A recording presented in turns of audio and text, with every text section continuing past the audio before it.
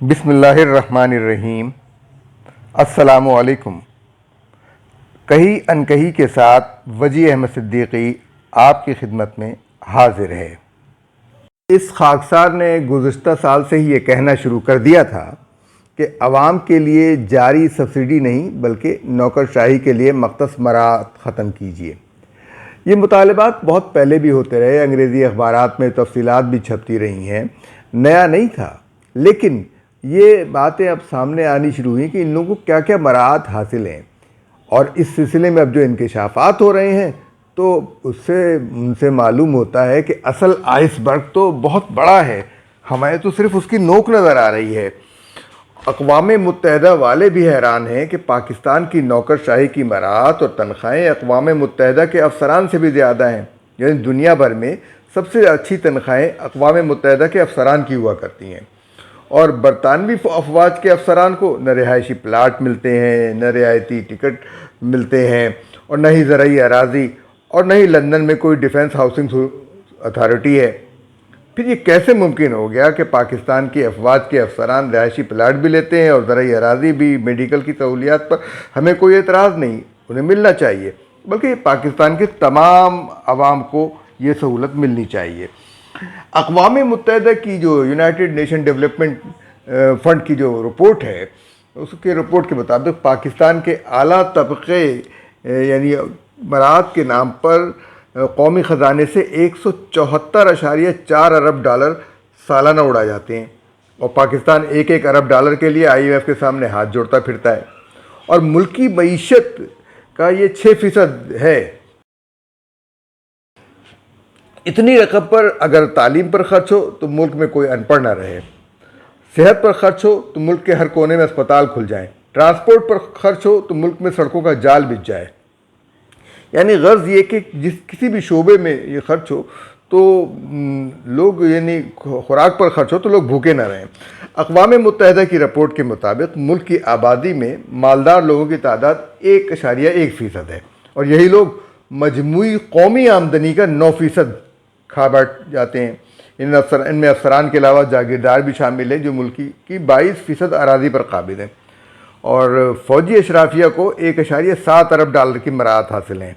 ये मराहत जान देने वाले सिपाहियों को नहीं हासिल हैं, जो सरहद पे खड़े होते हैं और जो पहली गोली जिनके सीने को चीरती हुई चली जाती है। मुल्क की मजमूई आमदनी 314.4 अरब डॉलर है, ये 2018 और 19 की रिपोर्ट के मुताबिक है, और 1% गरीब जो हैं उनको मिलता है 0.15% उस आमदनी में, जबकि 20% उमरा कौमी आमदनी का 49.6% हासिल करते हैं। यानी तकरीबन 50% वो 20% उमरा को मिल जाता है, और गरीबों की आमदनी में सिर्फ 7% हासिल होता है। तो इस हवाले से इनामुर रहीम क्या कहते हैं, आइए सुनते हैं। मुल्क के अंदर जो मौजूदा महंगाई है, इसकी वजह से आवाम जो है वो बड़े सख्त परेशान हैं। हमारा हुकूमत से मुतालबा है कि इससे निपटने के लिए मुआशी एमरजेंसी का नफाज करे, और मुआशी एमरजेंसी के तहत जितने बैरूनी दौरे हैं वो ख़त्म किए जाएँ, और इसके साथ साथ जितनी हमारी आला ब्यूरोक्रेसी है, जजेज़ हैं, जनरल्स हैं, उनके पेट्रोल, उनके इलेक्ट्रिसिटी, उसके ऊपर भी पाबंदी लगाई जाए कि उनको फ्री किसी को भी न दिए जाए। हर वो मुलाजम जिसकी तनख्वाह 1 लाख से ज़्यादा है उसकी फ्री बिजली, पेट्रोल और तमाम चीज़ों को पाबंदी लगाई जाए, ताकि उनको भी एहसास हो कि अवाम किस तरह ज़िंदगी गुजार रहे हैं। और उसके साथ साथ अभी एक गुज़श्ता रोज़ अखबार में खबर आई है कि हमारे वफाकी मजहबी अमूर के जो वज़ीर है वो 200 अफराद का काफ़िला लेके अदायगी हज के लिए रवाना हो रहे हैं। मैं समझता हूँ कि उन्होंने ज़िंदगी में कई बार हज किए होंगे, कौन सा उनसे ऐसा गुनाह सरजद हुआ है जिसको बख्शवाने के लिए वो बार बार आवाम के पैसे से हज कर रहे हैं। हुकूमत को इन सरकारी दौरों और हज हर पर पाबंदी लगानी चाहिए। अगर किसी को बहुत ज़रूरत है वो अपने तौर पे जाए और हज करके आ जाए। 200 अफराद का काफिला ले जाना और हज करना, ये मैं समझता हूँ इस हालात में अवाम के साथ बहुत बड़ा जुल्म है। ये हकूकुल इबाद के ऊपर एक डाका होगा, इसको रोका जाए, और कोई सरकारी हज वफद इस दफ़ा न भेजा जाए। इस तरह के 200 अफराद जा रहे हैं और वो सरकारी खर्चे पर हज कर रहे हैं, और इससे पहले भी एक नाखुशगवार वाक़या पेश आ चुका है मस्जिद नबी सल्लल्लाहु अलैहि वसल्लम में। वो इस दफ़ा लोग एहतियात करेंगे, लेकिन हो सकता है जमरात पे जहाँ कंकरियाँ मारी जाती हैं, अगर इस वफद को कोई देख लेगा और वहाँ कोई किसी ने अगर इनको कंकरी मार दी तो बड़ी एक नाखुशगवार सूरत होगी। तो मैं हमारी अगेन हुकूमत से ये रिक्वेस्ट है कि वो मुआशी तौर पे एक एमरजेंसी का नफाज करें।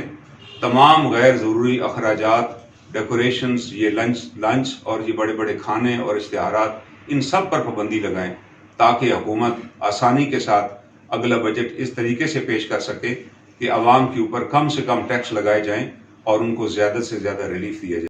अली कुली खान जो एक सर्विसमैन सोसाइटी के अहदेदार हैं लेकिन वो तहरीक इंसाफ के भी रुकन हैं, तो उन्होंने ये तहरीक इंसाफ के लिए बात की। फिर इस वक्त एक और बात भी है कि अली कुली खान ये बताएं कि जनरल बाजवा ने कब उनसे इलेक्शन कराने का वादा किया था, क्योंकि जनरल बाजवा ने अगर इस किस्म का वादा किया है तो ये खिलाफ आइन है, ये उनके मनसब के ख़िलाफ़ है कि वो इस तरह का वादा करें। अगर अली कुली खान झूठ बोल रहे हैं तो इसका भी नोटिस लिया जाना चाहिए।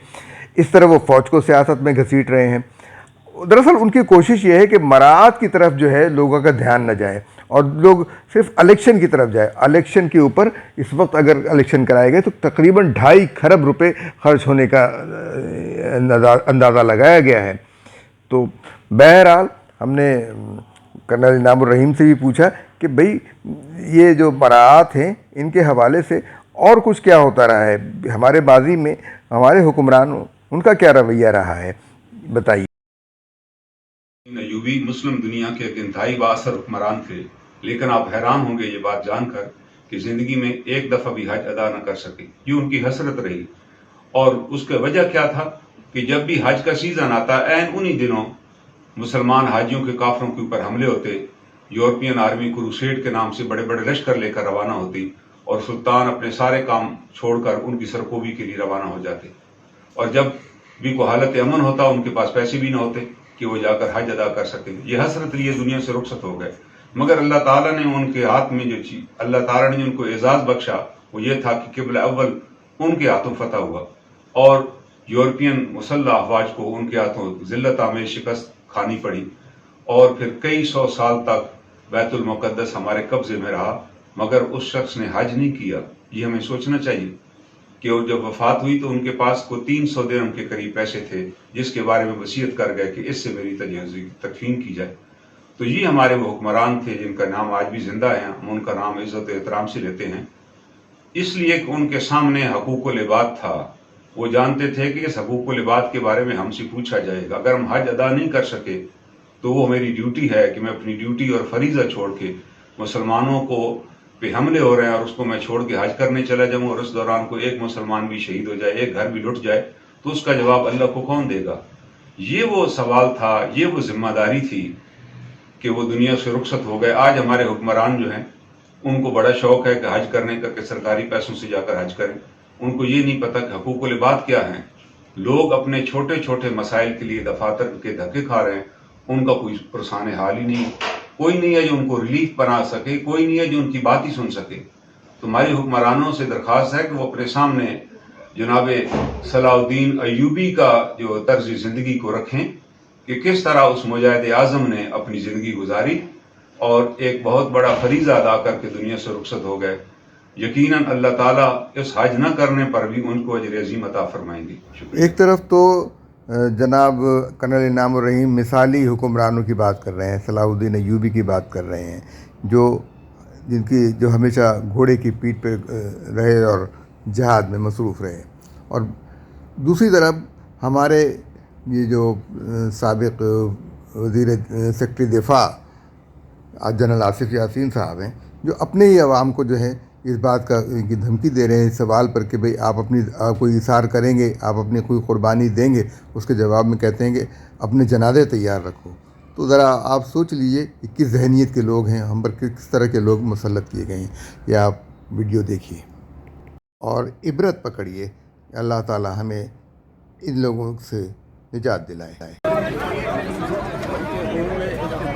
जनरल साहब, आप समझते हैं कि मुल्क को जो दरपेश सूरत हाल है उसमें जर्नैलों को अपनी ज़मीनें वापस कर देनी चाहिए? मुल्क में माशी जनाजे का तो